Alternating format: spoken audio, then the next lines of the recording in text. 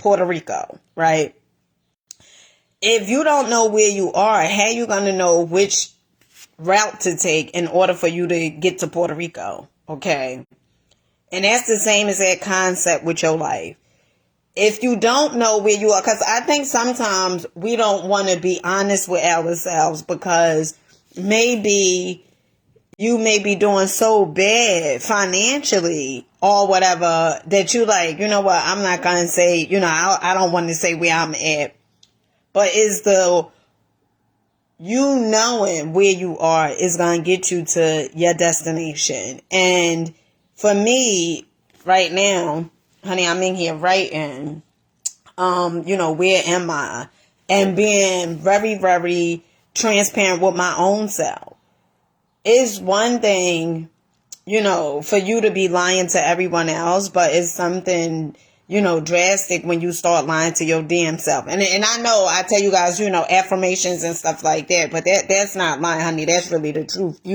The lies is what somebody done told you, and you keep walking around believing that. Those the lies. The lies is when somebody done told you you was stupid and you was an idiot and you couldn't learn, you was slow, you was ugly, you too dark or whatever it is. Those were the lies. Okay. So when I say talk about affirmations and I say reprogram your mind, some people may say, well, isn't that a lie? No, that is not a lie. That is the truth. You are beautiful. You are amazing. You are smart. You are talented. You are gifted. You do have a purpose.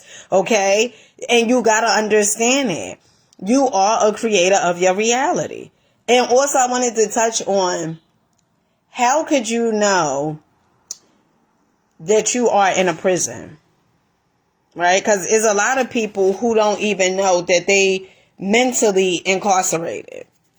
Okay, is a lot of people who go through life and don't understand that they could have left that prison a long time ago.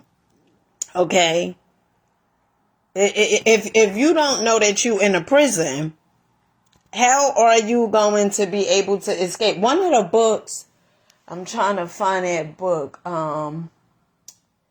Cosmic Power, because in that book it talks about this. If you don't know you mentally incarcerated, how are you going to get out of that prison? Okay. See, when I started studying and I started investing in myself, I knew it was something that was not right. And a lot of you guys, I tell you guys this story, right? Whereas though I would watch Lifetime movies. And one of the things when I was watching the Lifetime movies, I would often say, you mean to tell me I'll never be able to live like this? Because something just, it was something in me that was like, girl, you could have what you want, live where you want. It was just something in me. But because of my environment and because of the people that I was associating with, okay, couldn't tell me how I could win because most of them wasn't winning. All right. And when I remember, ooh, child, I remember. Okay. Let me give you guys a story. Okay. Let me give you guys a story. I remember, and some of you guys may have heard this story. Okay. When I first invested in myself with Bob Proctor, okay, I was doing things that scared the hell out of me. It scared the daylights out of me. And what that seminar was doing for me, or what that program was doing for me, and that's one of the things I said, before I invested with the program. Most of the times when I'm investing, and it could be something far as, $34, $60 or whatever it is. But when I'm investing from people that know how to do the thing that I want to do, okay, I'm going to go to the great so they could teach me a thing or two, okay? And if you full of your ego, honey, you going to think that you have it all figured out, okay? But I'm smart enough to know I know nothing about nothing. Okay. I know my experience, but I know nothing about nothing. Okay. And so I remember it was a few things that I had did, one of the things was I signed up for Toastmasters, right? Because I wanted to get in a habit of being able to speak in front of people without being nervous. Okay. And I remember when I signed up and I started going, honey, I was, some of you guys that been rocking out to me for a while, you remember, because I would record on my way there. Okay. And I remember I was so afraid to speak in front of, the people that was at the Toastmasters. But it was something that I was aware of and I wanted to change. That was one. See, when you're aware, you're going to start doing things because your whole objective is going to be, I don't want to look back and say, what if I would have did that thing? You don't want to live in regret. So what you tend to do is you start moving. Okay. You start getting started, and it doesn't matter if you are afraid, but you are willing to show up for yourself. You are willing to take the challenge. You are willing to face whatever fear it is, and you willing to step into that thing, nervous, okay, scared, okay, shaking sometimes, but you willing to do that thing.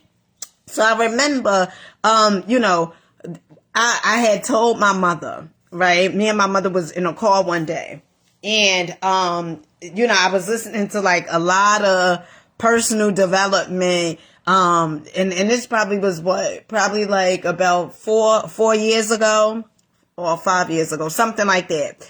And I remember I first came in contact with the one and only Lisa Nichols. I started listening to her, right? Up until that point, I didn't even know who Lisa Nichols was, but I found her somehow on YouTube. Probably it was like, a suggestion or whatever it is, like on the sides, the videos they suggest.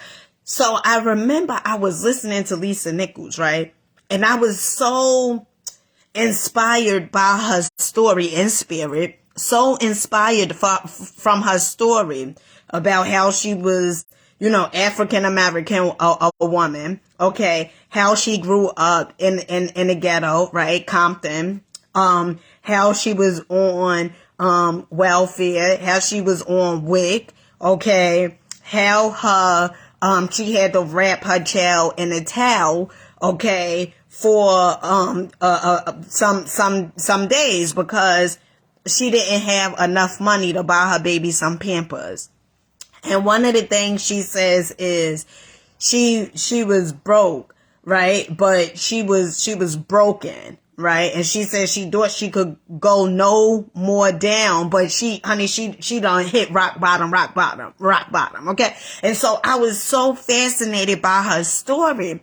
And I remember I was in a car driving. I was in Newark, New Jersey. And I was telling my mother, I said, Mom, I'm going to see her. Didn't know how, honey. This is the power of manifestation. Now, I tell you guys all the time, okay, for the people that be like, oh, talking about manifestation, there's devil or evil or whatever it is like that. Honey, let me tell you something. Okay. Let's get this straight once and for all. You are manifesting each and every day. The question is, do you like what you receiving? Do you like what's showing up? And if you don't know who's doing you, okay, then who are you blaming for your circumstances? That's a good question. If you don't know that you are the creator of your reality, that you are the one that's manifesting this due to your thoughts, energy, vibration, and frequency, then this is a good question. You need to ask yourself, because I question my reality all the time. Who do you think is doing this? I just want to know. I really want to know that. And then the second part to that is, okay, so if you say, well, it's the government that's doing it. It's because of my skin color. It's because of where I grew up at. You know, it's because some people that's a part of religion, this is what's really holding you back. This is really what's holding you back, because you know why? Because you put yourself in these little boxes and you start saying, oh, because of X, Y, and Z. And you know what that X, Y, and Z means? The X, Y, and Z means you have to wait until that thing changes in order for your life to change. When you have the ability to change your life.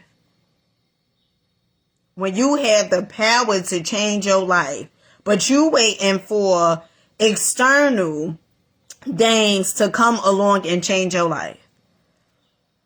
You waiting for those things to come.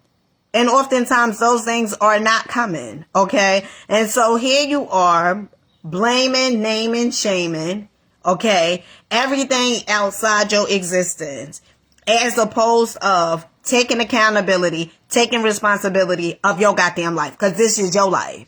But you want to blame somebody else for why you're not winning. You want to blame circumstances on why you're not winning. That is really a weak concept, a weak mindset. If you have to blame something outside of your existence and say that is the reason why I can't be great. That just sounds very unpowerful. It really sounds like, it really sounds so weak. It really sounds like, you know, like you just powerless. And you know what's so crazy is you so powerful. Hey, Fred, peace to you. You are so powerful. Okay? And so I remember I was listening to Lisa Nichols. And I was in a car. And I told my mother, I said, Ma, I'm going to see her. It was no finances that was indicating how I was going to see her. Okay. It was, at that time, I never was on a plane before. Okay. I didn't know how I was going to do that. Okay. Because I was afraid of heights before. It was nothing that was suggesting that I was going to see her. Until one day, which probably was like a year later, I had invested into a few of Lisa Nichols programs. Okay. And I remember she was hosting this event in San Diego. Speak and write to make millions.